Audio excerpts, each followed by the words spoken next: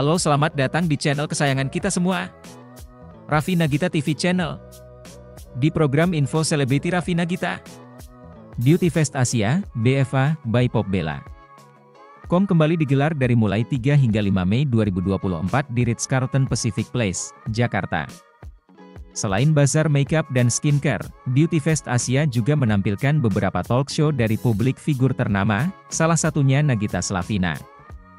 Dalam talk show bertajuk Beauty for All, Promoting Diversity and Inclusivity in Indonesian Beauty Standards, Nagita menceritakan pandangannya terhadap stigma standar kecantikan di Indonesia.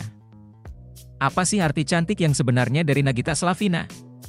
1. Masa kecilnya yang gemuk membuat Nagita Slavina mempertanyakan standar kecantikan. Nagita Slavina mengungkapkan bahwa dirinya merasa gemuk sejak kecil. Beratnya saat lahir mencapai 4 kg. Bahkan, ia merasa benar-benar tidak pernah kurus.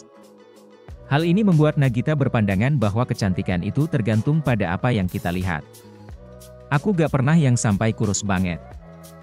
Melihat bahwa ternyata makin kesini kok kayaknya yang menurut mataku cantik itu relatif, tergantung kita melihatnya seperti apa, ujar istri Raffi Ahmad ini.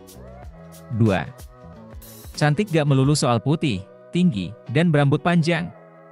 Selama ini, standar kecantikan di Indonesia identik dengan perempuan yang putih, tinggi semampai, dan berambut panjang.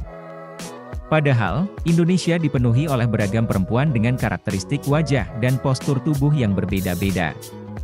Sepengalamannya, ibu dua anak ini merasa bahwa soal cantik atau tidaknya seseorang gak bisa diukur dengan aspek-aspek tertentu. Tiap orang pasti memiliki kelebihan dan kekurangan masing-masing. Ternyata cantik itu gak cuma di mata.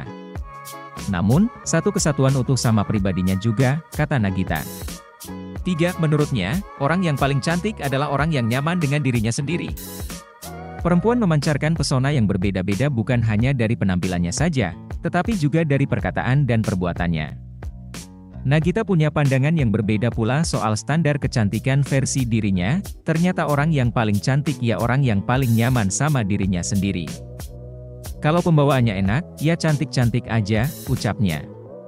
Menurutnya, cantik juga gak melulu memakai barang yang mahal. Kecantikan bisa terpancar dari bagaimana kita menjaga dan merawat diri dengan baik. Dimulai dari hal-hal yang bisa dilakukan, tanpa iming-iming mahal. Rajin cuci muka, makan yang benar, bergizi, minum air putih, dan jangan lupa olahraga, tutup Nagita. Bagaimana menurut Anda? Jangan lupa subscribe, like, dan share. Karena subscribe itu gratis guys, tunggu di video dan info menarik berikutnya, dadah semua. Oke, emotional balance itu sebenarnya kondisi bagaimana kita bisa mengelola keseimbangan emosi kita.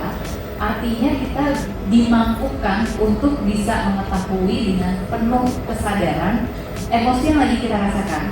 Karena emosi itu secara harfiahnya adalah respon tubuh kita terhadap apa yang sedang kita rasakan.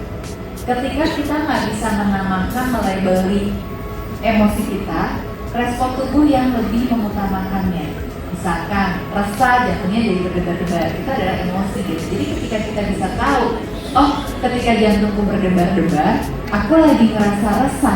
Kenyataannya juga aku masih belajar gitu, kadang-kadang yang berita lewat, kadang-kadang yang tiba-tiba disentil orang di jalan gitu kan, ibaratnya kan, apa kabar kok gini kok gitu kan ada-ada aja. Nah itu selalu aku mencoba untuk bisa membatasi diri sendiri lagi, ingetin diri lagi kita harus punya bubble, ibaratnya gitu. Aku selalu mencoba untuk punya batasan diri lah, bubble gitu, bahwa aku hidup yang aku jalani ini kan ya cuma sama orang-orang terdekat, sama keluarga, teman-teman dekat gitu. Jadi kadang-kadang kalau orang lewat ya kadang-kadang ya diresapi dulu, diregulasi dulu, ya kadang-kadang bete mungkin, terus diingetin lagi gitu. Jadi harus ingetin diri lagi, oh halo ini nggak kenal kok orangnya, tenang aja gitu.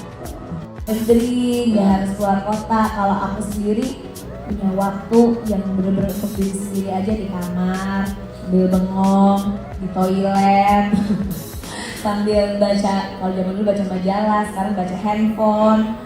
Kayak gitu-gitu aja tuh udah cukup jadi lebih tenang gitu, lebih secara badan juga jadinya lebih banyak energinya.